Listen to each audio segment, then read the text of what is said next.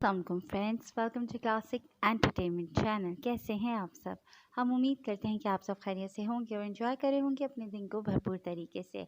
और हम आपके लिए लेकर आ गए हैं सिलसिलेवार नावल ये जुनून हासिल इश्क है, एपिसोड 35, जिसको आपके लिए तहरीर किया आयत नूर ने। तो फिर जल्दी से चलते हैं नावल की तरफ, मगर उससे पहले अगर आपने अभी तक हमारे चैनल को लाइक और सब्सक्राइब नहीं किया तो इसको सब्सक्राइब करें, आइकॉन बटन दबाएं ताकि हमारी नई और नई वीडियोस आपको सबसे पहले देखने को मिले। तो चलते हैं नावल की तरफ। वो कब से रेस्टोरेंट में बैठी बार बार दाखिली दरवाजे की जानिब देख रही थी। निगाहों का मुस्तरिब कैफियत में दरवाजे से कलाई में बंदी घड़ी तक का सफ़र करना वाज़ेह कर रहा था कि वो किसी की मुंतज़िर थी। कुछ वक्त मज़ीद गुजरा था जब वो उसे रेस्टोरेंट में दाखिल होता दिखाई दिया। ग्लासेस उतारकर कोट की सामने की जेब में अटकाता, चेहरे पर पथरीले तासुरात सजाए, नवारत ने एक पल को रुक कर रेस्टोरेंट का तायराना जायज़ा लिया। फिर जब निगाहों की तलाश ख़त्म हुई तो वो उसके टेबल की जानिब चला आया। आयज़ा उसे अपनी जानिब बढ़ता देखकर एकदम खड़ी हो गई। जी मिस आयज़ा, आपने बुलाया था मुझे। कुर्सी संभालता वो फ़ौरन मुद्दे पर आया। जी, कुछ ज़रूरी बात करनी थी आपसे। उसकी शख्सियत का रौब था, शायद तभी आयज़ा का लहजा इंतहाई धीमा था। कहिए। लहजा बेतासुर था। आयज़ा ने चंद पल का तवक्कुफ़ किया, जैसे अपनी बात कहने के लिए मुनासिब अल्फाज की तलाश में हो।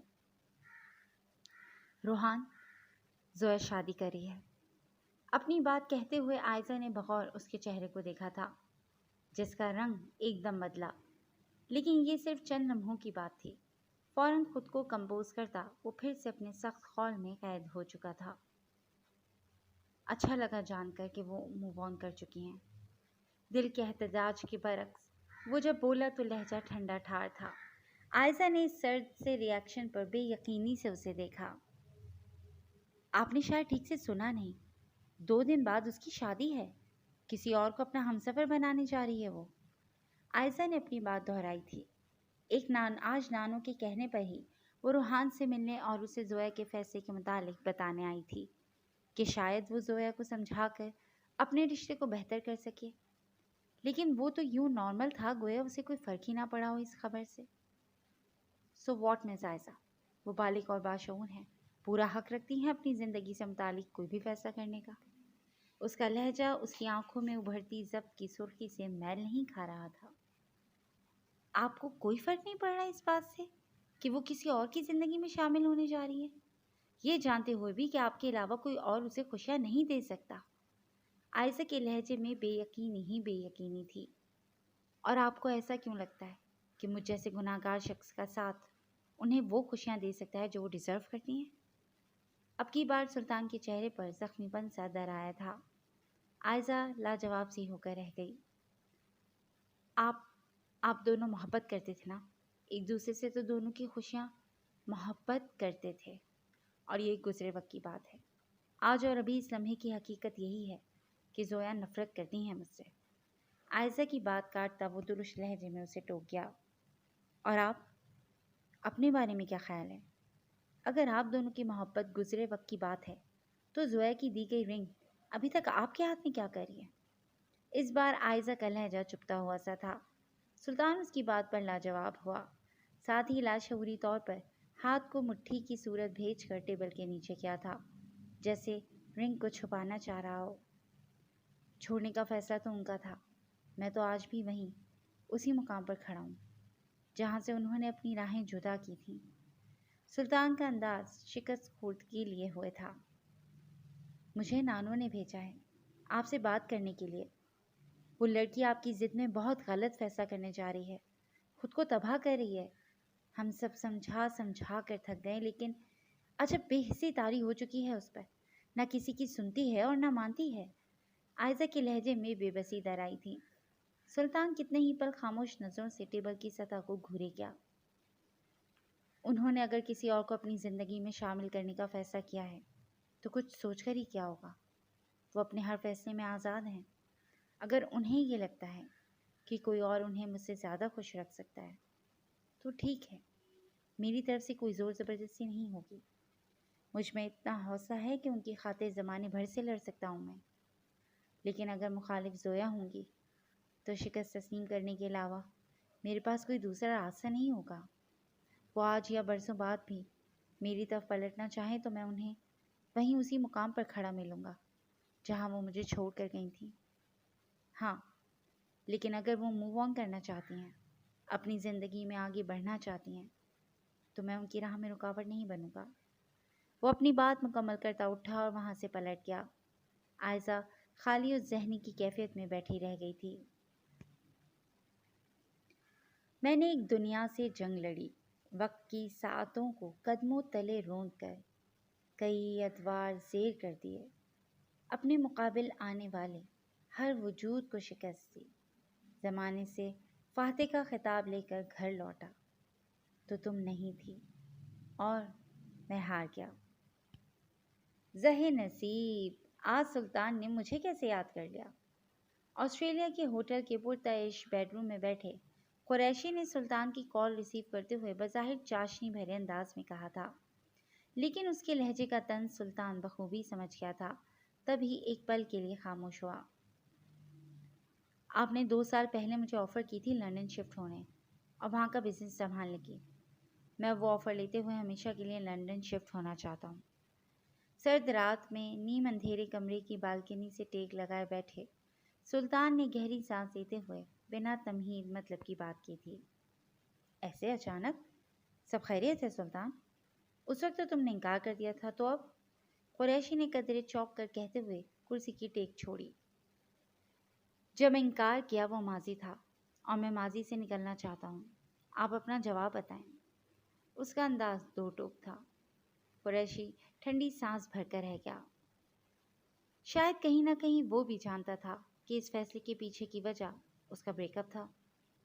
ٹھیک ہے، تم 1-2 ماہ میں پاکستان میں ہمارے بزنس سے متعلق سارے معاملات فریز کو سونپ دو اور اسے سب سمجھا دو۔ اس کے بعد میں 1-2 ماہ یہاں نہیں رک سکتا قریشی۔ مجھے 1-2 دن میں پاکستان سے جانا ہے۔ یہاں کی فضائیں مجھے اب راس نہیں ہیں۔ وقتاً فوقتاً میں یہاں آتا جاتا رہوں گا اور فرید کو گائیڈ کر دوں گا، لیکن مزید یہاں رہنا میرے لیے ممکن نہیں ہے۔ وہ اس وقت جذباتی توڑ پھوڑ کا شکار تھا، لیکن اس کا انداز قطعیت بھرا تھا، جیسے فیصلے پر نظر ثانی تک کرنے کا ارادہ نہ ہو۔ قریشی کی جانب چند پل کی خاموشی چھائی تھی، جیسے وہ کوئی جوڑ توڑ کرنے میں مصروف ہو۔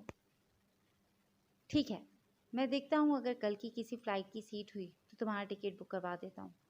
فی الحال تمہیں لندن میں میرے فلیٹ میں رکنا پڑے گا، کیونکہ تمہاری رہائش کا انتظام کرنے میں کچھ وقت درکار ہوگا۔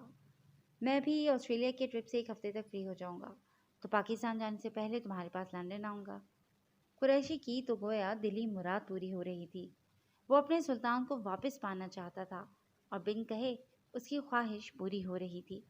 وہ جانتا تھا دل ٹوٹا تھا سلطان کا، سنبھلنے میں کچھ وقت تو چاہیے تھا، لیکن اسے خوشی تھی کہ وہ پلٹ آیا تھا۔ تھینکس، وہ شکریہ ادا کرتا کال کاٹ گیا۔ پھر فون ایک جانب رکھتے ہوئے اس نے تھکے ہارے انداز میں ریلنگ سے سر ٹکا کر آنکھیں مون لی تھیں۔ سب ہاتھ سے بھی مل کے میرا کچھ نہ کر سکے، ایک تیرا اجتناب میری جان لے گیا۔ شام کی اس کی فلائٹ تھی، تبھی وہ کچھ چھوٹی موٹی ضروری اشیاء کی خریداری کے لیے مارکیٹ آیا تھا۔ شاپنگ بیگ پچھلی سیٹ پر رکھتا وہ گاڑی کا دروازہ بند کر رہا تھا جب کسی مانوس سے احساس نے اسے اپنی گرفت میں لیا۔ ساتھ ہی کوئی جانی پہچانی آواز سنائی دی تھی۔ وہ اسے اپنا وہم سمجھتا پلٹا تھا جب نگاہ کچھ فاصلے پر کسی شاپ سے نکلتی اس دشمن جاں تک گئی۔ اس کی دھڑکنیں ایک پل کو رک سی گئیں۔ گاڑی کے اد کھلے دروازے پر دھرا ہاتھ بھی ساکت ہوا تھا اور وہ خود یوں تھا گویا برف کا مجسمہ ہو۔ اسے دیکھ کر جہاں نگاہوں کو تازگی اور سکون ملا تھا، وہیں اس کے دونوں ہاتھوں پر سجی مہندی پر نظر پڑتے ہی آنکھوں میں چبھن سی ہونے لگی تھی۔ وہ عائزہ کے ہمراہ مہندی پارلر سے آئی تھی غالباً، اور عائزہ کو مخاطب کرتی ہوا کی وجہ سے سر سے ڈھلکتے دوپٹے کو درست کرنے کو کہہ رہی تھی۔ سلطان کی نگاہیں بے خودی کے عالم میں اس کا طواف کر رہی تھیں جب کسی کی نظروں کا ارتکاز محسوس کرتے ہوئے زویا نے سر اٹھایا اور اس کے بڑھتے قدم تھم سے گئے۔ کچھ اداس لمحے چپ چاپ ان دونوں کے درمیان آن ٹھہرے تھے۔ سلطان کی نگاہوں میں وارفتگی تھی، جبکہ زویا کی نگاہ آنکھوں میں پہلے ابھرتی شناسائی یکا یک سرد مہری میں بدلی تھی۔ جن آنکھوں میں کبھی اپنی محبت کے رنگ بھرے تھے، ان آنکھوں سے جھلکتی اجنبیت کی تکلیف کوئی اس لمحے سلطان سے پوچھتا۔ چلو عائزہ، اس کی سرد آواز سلطان کو ہوش میں لائی تھی۔ اس نے خالی خالی نگاہ اس جگہ پر ڈالی جہاں کچھ دیر قبل وہ کھڑی تھی، پھر گردن کا رخ موڑ کر اسے دیکھا جو بیگانگی کا مظاہرہ کرتی تیزی سے کچھ فاصلے پر کھڑی اس گاڑی کی جانب بڑھ رہی تھی جو کاشف نے بما ڈرائیور بھیجی تھی۔ اس کے رویے کی چوٹ اتنی شدید تھی کہ وہ کاشف کی گاڑی پر غور بھی نہیں کر پایا۔ گاڑی نگاہوں سے اوجھل ہوتے ہی اسے لگا تھا جیسے کسی نے اس کا دل مسل کر رکھ دیا ہو۔ سینہ مسلتے ہوئے اسے اندر کی وحشت ختم کرنے کی کوشش کی تھی، لیکن ناکام ہونے پر تیزی سے رخ موڑتا گاڑی سے سر ٹکاتا وہ گہرے سانس بھرتے ہوئے خود کو ان تکلیف دہ لمحوں سے آزاد کروانے کی کوشش کرنے لگا۔ اس سے بھاگنے کی کوشش میں تو وہ ترک وطن پر بھی آمادہ ہو گیا تھا، لیکن قسمت انہیں جدا کرنے کے بعد بھی کہیں نہ کہیں آمنے سامنے لے ہی آتی تھی، اور ہر ملاقات پہلے سے زیادہ گہری اذیت، زیادہ بڑا گھاؤ دے جاتی تھی، اور اس کی خود کو سمیٹنے کی ساری کوششیں بیکار جاتی تھیں۔ میں جب تھک جاتا ہوں تو زندگی کے صفحات واپس پلٹ کر دیکھنا شروع کر دیتا ہوں، اور اس صفحے پر آ کر رک جاتا ہوں جہاں زندگی تمہیں مجھ سے ملاتی ہے، اور میں دیکھتا ہوں کہ زندگی تو اس صفحے سے آگے بڑھی ہی نہیں۔ وہی صفحہ زیست رہا، باقی سب تو آتے جاتے موسم ٹھہرے۔ مجھے آپ کا یہ فیصلہ ٹھیک نہیں لگ رہا سلطان۔ یوں سب کچھ چھوڑ چھاڑ کر ملک بدر ہونے سے حالات ٹھیک ہو جائیں گے؟ زویا کے لیے اپنے جذبات کو بدل لیں گے آپ؟ ایسا نہیں ہوتا۔ گاڑی ڈرائیو کرتے زبیر کو سمجھ نہیں آ رہی تھی کہ وہ کن الفاظ میں اسے سمجھائے، کیسے اسے روکے۔ کچھ فیصلے صحیح یا غلط کے ترازو میں تول کر نہیں کیے جاتے زبیر، حالات آپ کو مجبور کر دیتے ہیں۔ کیا آپ کے پاس اسے ایک آپشن کے علاوہ اور کوئی راستہ نہیں بچتا؟ وہ بظاہر کھڑکی سے باہر بھاگتے دوڑتے مناظر کو دیکھ رہا تھا، لیکن اندر کہیں دل ڈوبتا جا رہا تھا۔ آج وہ ان فضاؤں سے بھی دور ہونے جا رہا تھا جہاں وہ سانس لیتی تھی، جہاں اس کی یادیں بستی تھیں۔ میں نے کبھی نہیں سوچا تھا کہ آپ اوہ شٹ! وہ جانے کیا کہہ رہا تھا جب ذرا سی توجہ بھٹکی اور اچانک کسی کے سامنے آنے پر اس نے گاڑی کو بریک لگاتے لگاتے بھی گاڑی اس وجود کو ہٹ کر چکی تھی۔ مائی گاڈ! چند لمحے لگے تھے ان دونوں کو صورتحال سمجھنے میں، اور جب کسی بچے کے رونے کی آواز سنائی دی تو سلطان تیزی سے گاڑی سے اترا۔ سامنے آ کر دیکھا تو تقریباً 4 سالہ بچہ خون میں لت پت پڑا تھا۔ قریب ہی چاکلیٹس اور چند کھانے پینے کی چیزیں پڑی تھیں جو خون آلود ہو چکی تھیں۔ اف خدایا! وہ آواز بھاگتا سا بچے کی جانب بڑھا۔ زبیر بھی تب تک گاڑی سے اترتا ان کے قریب آ چکا تھا۔ گاڑی سٹارٹ کرو زبیر، ہری اپ! وہ سب کچھ بھولتا بے ہوشی میں جاتے بچے کو گود میں اٹھاتا گاڑی کی جانب بڑھا تھا۔ تبھی وہاں روتے ہوئے ایک خاتون بھاگتی آئی تھیں۔ وہ بچے کی ماں تھی شاید۔ آپ فکر مت کریں، بچے کو کچھ نہیں ہوگا، گاڑی میں بیٹھیں، ہم ابھی ہاسپٹل جا رہے ہیں، بچے کو لے کر۔ سلطان نے پریشانی کے عالم میں اس عورت کو تسلی دینے کی کوشش کی۔ ارد گرد بھیڑ اکٹھی ہو چکی تھی۔ عورت کے بیٹھتے ہی زبیر نے گاڑی سٹارٹ کرتے ہوئے ایئرپورٹ کی بجائے ہاسپٹل کے راستے پر ڈال دی۔ سلطان اس پل سب کچھ بھلائے بار بار متفکر نگاہوں سے بچے کو دیکھ رہا تھا جس کے خون سے اس کا اپنا کوٹ بھی داغدار ہو چکا تھا، لیکن اس پل وہ ہر چیز فراموش کر چکا تھا۔ فکر تھی تو صرف بچے کی، جس کی مدھم پڑتی سانسیں اس کے چہرے پر چھائی پریشانی کو بڑھاتی جا رہی تھیں۔ شہر کے بہترین اور مہنگے ترین ہسپتال میں لے کر آیا تھا وہ بچے کو۔ ڈاکٹرز ICU میں بچے کو ٹریٹمنٹ دے رہے تھے اور باہر اس کی جان لبوں پر آئی تھی۔ بار بار بچے کا معصوم چہرہ اور خون سے لتھڑا وجود سامنے آ رہا تھا، اور اس کا ملال بڑھتا ہی جا رہا تھا۔ رات قطرہ قطرہ بھیگتی جا رہی تھی۔ جانے کتنے گھنٹوں کے بعد ڈاکٹر نے بچے کی سلامتی کی خبر سنائی تھی۔ ظاہری چوٹیں آئی تھیں اسے، لیکن شکر تھا کہ کوئی ہڈی وغیرہ ٹوٹنے سے بچ گئی تھی۔ بچے کی ماں اس سے ملنے جا چکی تھی، جبکہ وہ اب بھی دیوار سے ٹیک لگائے کھڑا تھا۔ جب زبیر نے اس کے کندھے پر ہاتھ رکھا، وہ ٹھیک ہے اب، ریلیکس، اس کے تسلی آمیز انداز پر سلطان نے دھیرے سے اس بات میں سر ہلایا، پھر اس کمرے کی جانب دیکھا جہاں اس بچے کو شفٹ کیا گیا تھا۔ مجھے بچے سے ملنا ہے زبیر۔ اس کا انداز کھویا کھویا سا تھا۔ اس کی ماں مل کر واپس آتی ہے تو پھر ملنے چلیں گے۔ زبیر کی بات پر وہ سر ہلا گیا۔ پھر ذہن میں ایکسیڈنٹ کا منظر ابھرا تھا جہاں بچے کے آس پاس چاکلیٹس اور دوسری چیزیں بکھری پڑی تھیں۔ میں بھی آتا ہوں، زبیر کو مخاطب کرتا وہ ہاسپٹل سے نکلتا قریبی شاپ پر آیا جہاں اس نے بچے کے لیے ڈھیروں چاکلیٹس کے ساتھ اور بھی بہت کچھ خریدا تھا۔ شاید اپنی گاڑی سے بچے کو لگنے والی چوٹ اور ملنے والی تکلیف کا ازالہ کرنا چاہ رہا تھا وہ۔ اسے خبر ہی نہیں تھی کہ وہ بچہ تو بس قدرت کی طرف سے ایک ذریعہ بنا تھا اسے یہاں سے جانے سے روکنے کا، ورنہ اگر یہ ایکسیڈنٹ نہ ہوا ہوتا تو وہ اب تک اس کی فلائٹ لندن میں لینڈ کرنے والی ہوتی اور وہ ہمیشہ کے لیے پاکستان کی سرزمین سے دور جا چکا ہوتا۔ لیکن بعض اوقات قسمت آپ کے ہر پلان پر پانی پھیرتی کچھ اور ہی طے کیے بیٹھی ہوتی ہے۔ اس کی قسمت میں آگے کیا ہونے والا تھا وہ خود بھی بے خبر تھا۔ صبح دوپہر میں ڈھل رہی تھی جب وہ مزاحمل قدموں سے چلتا اپنے کمرے میں داخل ہوا۔ کوٹ اتار کر ایک جانب رکھا جس پر موجود خون کے داغ بھی اب سوکھ چکے تھے۔ ٹائی کے نوٹ ڈھیلی کرتا وہ تھکے تھکے سے انداز میں کرسی پر بیٹھتا آنکھیں موند گیا۔ بچے کو ڈسچارج کر دیا گیا تھا اور اسے اس کے گھر ڈراپ کر کے ہی وہ اور زبیر واپس آئے تھے۔ زبیر کو اس نے اس کے گھر بھیج دیا تھا اور خود اپنے گھر آ گیا تھا۔ پہلی فلائٹ تو مس ہو چکی تھی، دوسری فلائٹ کے متعلق ڈیٹیلز معلوم کروائی تھیں، لیکن آج کی تاریخ میں کوئی سیٹ نہیں مل سکی تھی۔ کل کی بکنگ کروانے کا سوچ کر ہی ڈھیلے ڈھالے انداز میں بیٹھا تھا۔ پھر قریشی کو آج نہ آنے کے متعلق انفارم کرنے کے لیے اس نے سیل فون اٹھایا تھا جب فون رنگ کرنے لگا۔ کاشف کی کال، وہ زیر لب بڑبڑایا، پھر کال ریسیو کرتے ہوئے فون کان سے لگایا۔ ہیلو برادر، کیسے ہو؟ کاشف کی خوشگوار سی آواز کانوں سے ٹکرائی تھی۔ کیسے فون کیا کاشف؟ اس بندے کے ساتھ اتنے اچھے تعلقات تو کبھی نہیں رہے تھے کہ وہ اپنا حال احوال بتاتا یا اس کی خیریت دریافت کرتا، تبھی سیدھا پوائنٹ پر آیا۔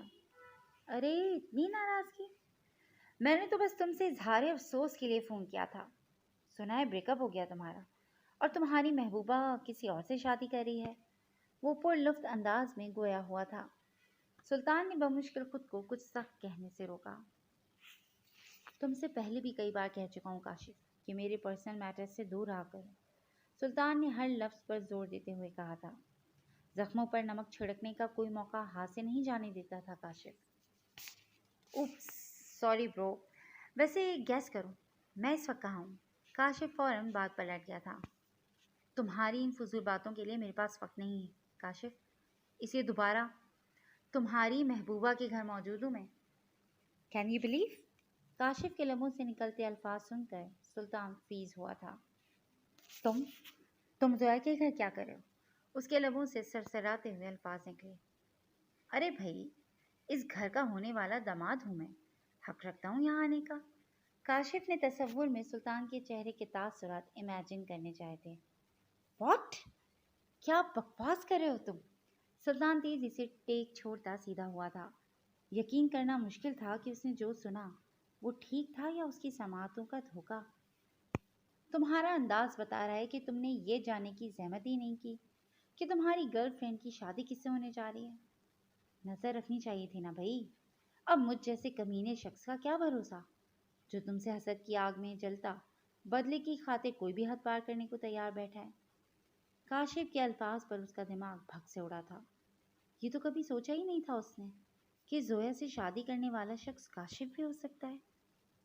دیکھو کاشف، تمہیں جو بھی مسئلہ ہے وہ مجھ سے ڈیل کرو، زویا کو اس سب سے دور رکھو، وہ معصوم ہے، یقیناً تمہاری اصلی گھنانے روپ سے ناواقف ہوگی، تبھی شادی کے لیے حامی بھری، ورنہ مجھے ٹھکرا کر تمہیں اپنانا امپاسبل، بہتر ہوگا کہ تم ان سے دور رہو۔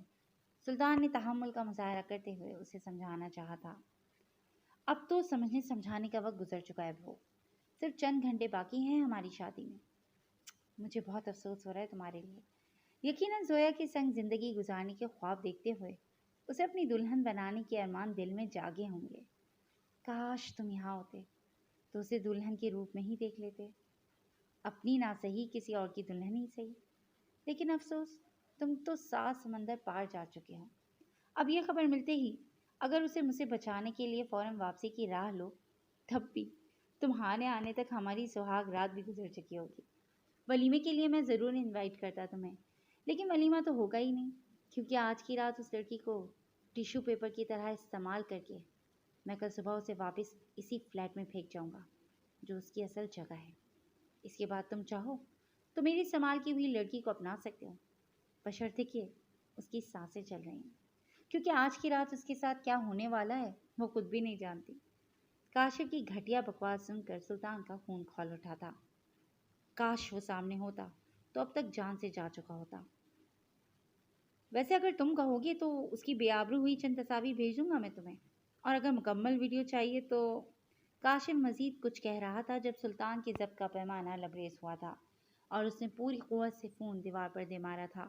گہرے سانس بھرتا وہ دل میں لگی آگ کو کم کرنے کی صحیح کر رہا تھا، پھر تیزی سے روم فریج کی جانب بڑھا اور پانی کی بوتل نکالتا لبوں سے لگا گیا۔ ایک ہی سانس میں بوتل خالی کرتا وہ جیسے حواس پر قابو پانے کی کوشش کر رہا تھا۔ نہیں، ایسا نہیں ہو سکتا، جھوٹ بولا ہے کاشف۔ زویا یوں کسی پر بھی بھروسہ کیسے کر سکتی ہیں؟ یہ سب کاشف کی بکواس تھی بس۔ وہ خود کو تسلی دینے کی کوشش کر رہا تھا، لیکن اندر کہیں سے آواز آ رہی تھی کہ جو کچھ کاشف نے کہا وہ سچ تھا۔ تو کیا واقعی زویا نے کاشف کو اس پر ترجیح دی تھی؟ اور اگر سچ میں یہ شادی ہو گئی تو؟ اس کا دماغ معاف ہونے لگا تھا۔ جی فرینڈز، آج کے لیے بس اتنا ہی۔ کیسی لگی آپ کو آج کی ایپیسوڈ؟ یقیناً پسند آئی ہوگی۔ ہمیں اپنے کمنٹ سیکشن میں قیمتی رائے سے ضرور آگاہ کیجیے گا اور جڑے رہیے گا کلاسک انٹرٹینمنٹ چینل کے ساتھ، جہاں بہت جلد ہم ایک نئی ایپیسوڈ لے کر حاضر ہوں گے۔ ٹل دین ٹیک کیئر اینڈ اللہ حافظ۔ السلام علیکم فرینڈز، ویلکم